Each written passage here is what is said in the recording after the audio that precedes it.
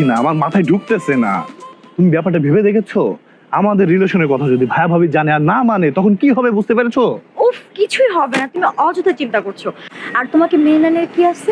তুমি অ্যাব্রোড থেকে পড়াশোনা করেছো, মার্শাল্লাহ দেখতে সুন্দর, ব্যবহার আছে কি ভালো, সামনে ভালো জব পাবা। এরপর যদি তোমাকে মেনে নেয় কি করবো জানো? কি? সোজা পালিয়ে বিয়ে করবো।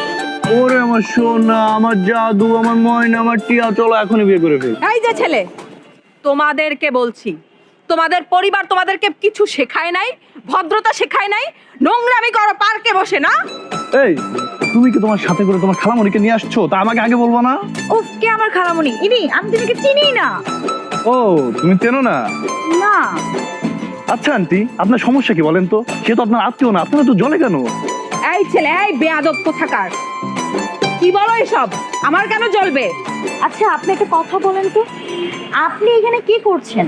আপনার তো এখানে থাকার কথা একদম না। আর এইখানে থাকবে আমাদের মতো যুবক যুবতী প্রেমিক প্রেমিকারা। আপনাকে দেখে মনে হচ্ছে আপনি বিবাহিত, মানে খালাম্মার।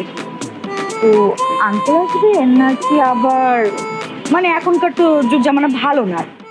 আশ্চর্য বিষয় তো। এই মেয়ে, এই, তুমি আমার সাথে এভাবে কথা বলছো কেন? তোমার বাড়িতে বড় বোন নাই? ও, তোমার পরিবার তো তোমাকে কিচ্ছু শেখায় নাই কিভাবে বড় মানুষদের সাথে কথা বলতে হয়। বুঝতে পেরেছি, এই ছেলের সাথে থেকে থেকে তুই থেকে বেরোয় যাবে তুই। আরে তোর কি মাথা খারাপ হয়ে গেছে? তুই আমাকে বাসায় আসতে বললে আবার তুই এখন